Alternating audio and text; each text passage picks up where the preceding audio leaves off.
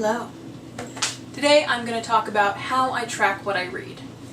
I'm going to break this video up into two sections, why and how. Do you remember a few years ago there was a lot of conversation, a bit of a controversy about Goodreads and tracking what you read, and the discussion about whether it fostered competition and being really hard on yourself about what you were reading? I do, and I remember a lot of people saying they didn't use Goodreads because they didn't want to feel competitive or pressured about reading.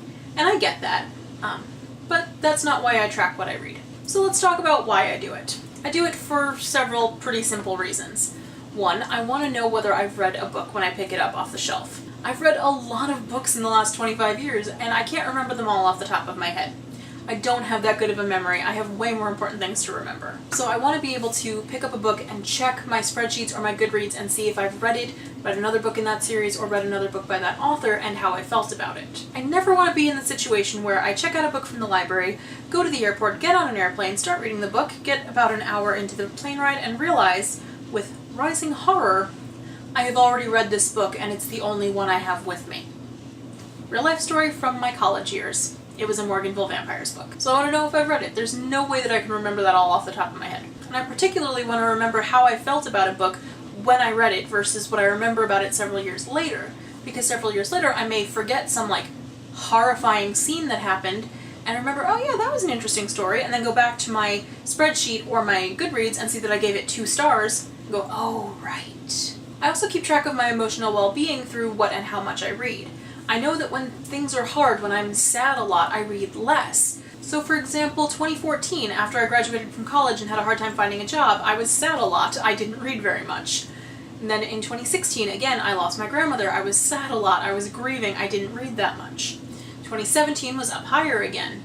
And I know the beginning of the year is also always hard for me because that high of the holidays dropping down, I get sad. Everybody does. Especially February. February is a hard month. So I can kind of keep track of where I am in terms of ups and downs by whether I'm going back to something that I love. And another very simple reason I track what I read, it's kind of a time capsule. It's interesting to look back on what I was interested in 2015, apparently a lot of Sherlock Holmes, or 2014, or when I was in middle school, and think about what I read back then. A lot of Francesca Lia Block. Now to the how section, which is the bulk of the video. I track my reading in 2 main methods, Goodreads and a spreadsheet. I used to use a list in Evernote, but that was really before I got into Goodreads and I found it to just be too tedious. Within Goodreads, I use 3 particular features. 1, the general marking it read, 2, putting it in my yearly challenge, and 3, having a shelf for each year. Generally marking it read, I can scan the barcode and see, oh, read that, okay. The yearly challenge, along with the year shelf and the spreadsheet, increase redundancy and reduce errors, making it less likely that I'm going to accidentally forget to mark a book read. I used to set my yearly challenge up where I really wanted to read 50 books, 40 books, whatever.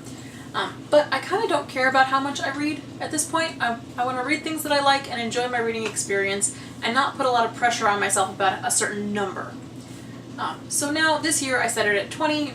I probably would have set it lower in retrospect just to have something there, but whatever. But we can't change the past, and I can't figure out how to lower the number. The yearly shelf also tells me what I read when, and I instituted that before Goodreads instituted its reread function. So before, I couldn't mark a book read twice. I couldn't say I read it in 2014, I read it again in 2015. With my yearly shelves, I can do those, I can see those patterns, and I started doing them in 2014, and I don't think I'm gonna stop. My spreadsheet is in Google Sheets because I love Google Sheets and spreadsheets as a whole. You can tell I'm in the right profession. I keep track of the title, the author, how many stars I gave it, what month of the year I read it, what format it was, physical, audio, ebook, whether it was adult, YA, children's, etc., whether it was a graphic novel or a regular book, whether it was fiction or nonfiction, a memoir, essays, etc. I keep track of a lot of factors on the spreadsheet, and it really helps me to see patterns and different things. I discussed my spreadsheet a little bit more in my 2016 reading analysis, and I'll discuss 2017's in the 2017 reading analysis coming up in July. I know, it's late. So that's why and how I track what I read. Do you track? I think it's interesting to see who does and doesn't and why they do or don't. So let's talk about it in the comments. Thanks for watching. I hope you're well. Bye.